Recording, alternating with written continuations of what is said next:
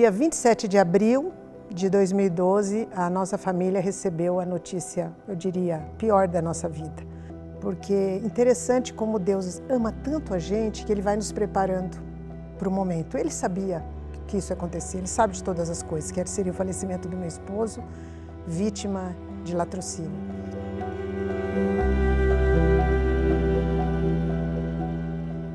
Quando você perde alguém,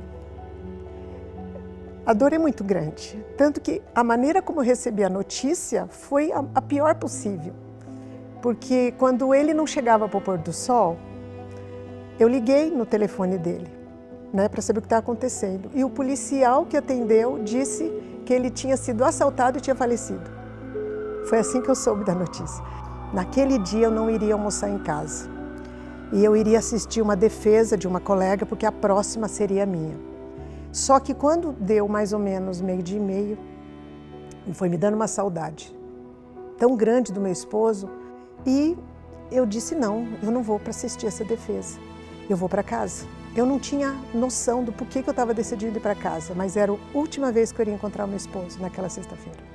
Esse sentimento que eu senti algumas 5 horas antes dele falecer foi um sentimento de estar junto, de querer encontrar, de querer estar com ele.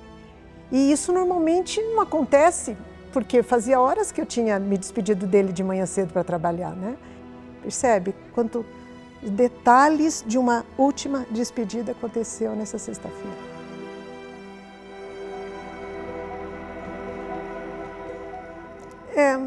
Depois que ele falece, quando você fica sozinha,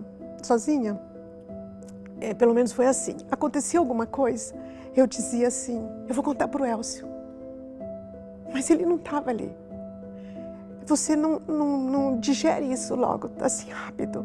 Tem uma notícia boa, acontece uma coisa com o filho, com um amigo.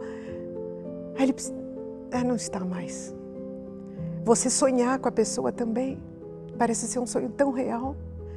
E ao mesmo tempo você dizer para a pessoa, mas você não está vivo, você está morto. Os mortos não sabem coisa nenhuma, então entra em choque. A vontade de vir abraçar quem está vindo. E a crença de que os mortos estão descansando, mas o sonho é tão real. E graças a Deus, Deus foi dando força.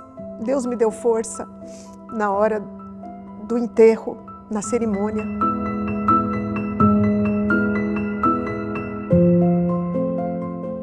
Não é fácil dar o perdão, a gente só dá o perdão que Deus coloca no seu coração.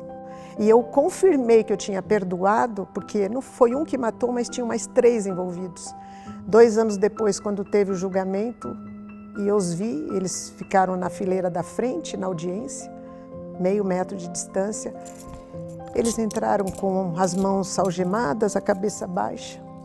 Eu pude olhar para eles e eu vi que eu só senti pena.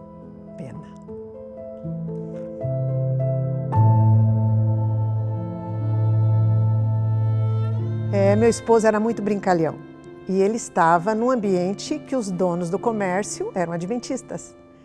E chegou alguém por trás dele, então no mínimo anunciou o assalto. E ele deve ter pensado que era uma brincadeira, porque a reação dele foi apalpar a pessoa por trás e virar para ver quem era. Nesse virar, a arma disparou, que ela estava totalmente engatilhada. E aí eu pergunto para você, Deus não poderia ter feito com que aquela bala não disparasse, aquela bala não disparasse? Poderia. Por que não fez? Só porque minha esposa era pastor, estava fazendo a vontade de Deus, estava voltando de um trabalho para fazer o pôr do sol com a sua família.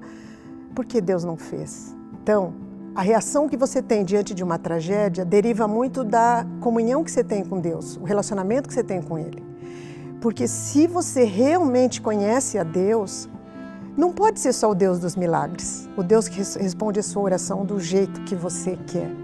Se você conhece a Deus de verdade e se Ele permitiu que algo acontecesse. Então, o que eu aprendi com esse fato? A confiar cada vez mais em Deus diante da tragédia. E a me entregar mais do que já fazia para a missão. Por quê? Agora eu tenho mais um motivo para querer a volta de Jesus.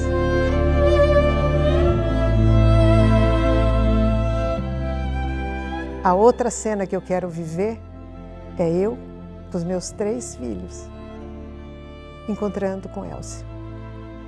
e contando para ele tudo o que aconteceu depois que ele foi.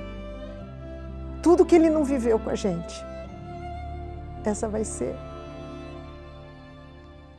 o encontro mais glorioso depois de encontrar com Jesus.